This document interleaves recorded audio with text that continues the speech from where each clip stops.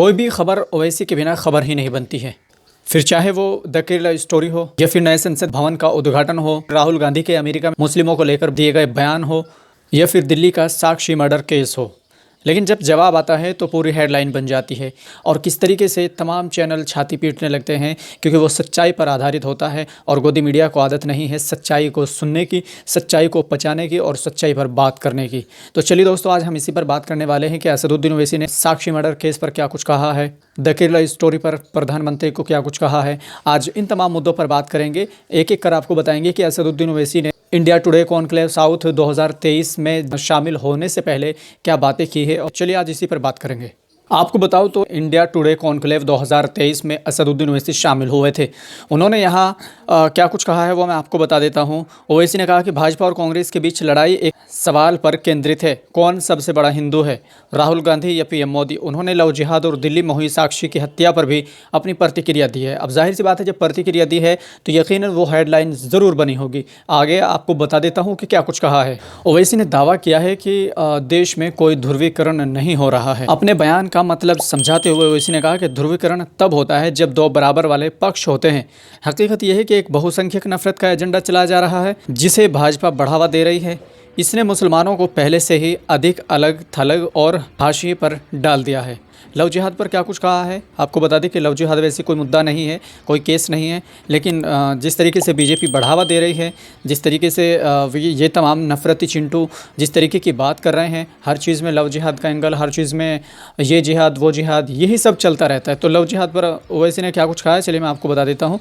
दिल्ली में हुई साक्षी की हत्या और लव जिहाद से जुड़े सवाल पर जवाब देते हुए ओवैसी ने कहा, आप लव जिहाद की बात करते हैं। इसी राज्य यानी केरल का एक केस सुप्रीम कोर्ट में गया था, सारी थ्योरीज धरी की धरी रह गई और केस ही गलत साबित हो गया। क्या मुझे पूरे हिंदू समुदाय को बदनाम करना चाहिए क्योंकि नाथूराम गोडसे ने महात्मा गांधी को मारा था? क्या मुझे उसे पूरे समुदाय को बदनाम करना चाहिए जिनके लोगों ने इंदिरा गांधी और राजीव गांधी की हत्या की थी? किसी भी तरह की हिंसा की आलोचना होनी चाहिए।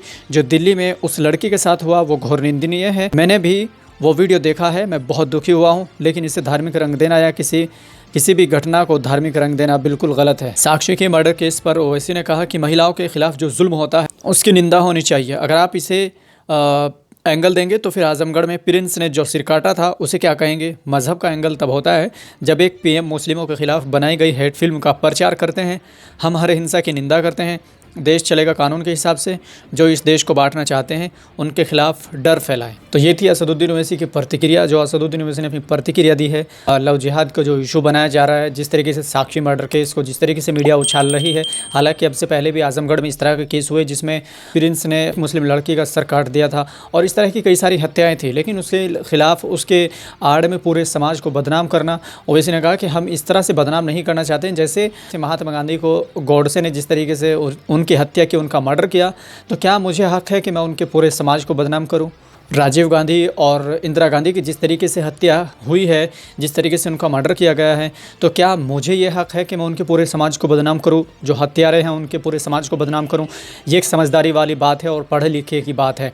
जो जाहिल लोग हैं वो पूरे समाज को टारगेट करने लगते हैं और आखिर यही वजह है कि आज हमारे देश में जिस तरह की नफरत फैलाई जा रही है, हालांकि बीजेपी उसको अंदरूनी सपोर्ट करती है और अंदर ही अंदर उसको बढ़ावा देती है, लेकिन ये अनपढ़ लोग होते हैं, जो जाहिल लोग होते हैं, वो पूरे समाज को टारगेट करते हैं। जैसे आज मुसलमानों को हाशिए पर डाल दिया गया है, जैसे आज मुसलमानों को टारगेट किया जा रहा है। ये फ़र्क होता है अनपढ़ और जाहिल में।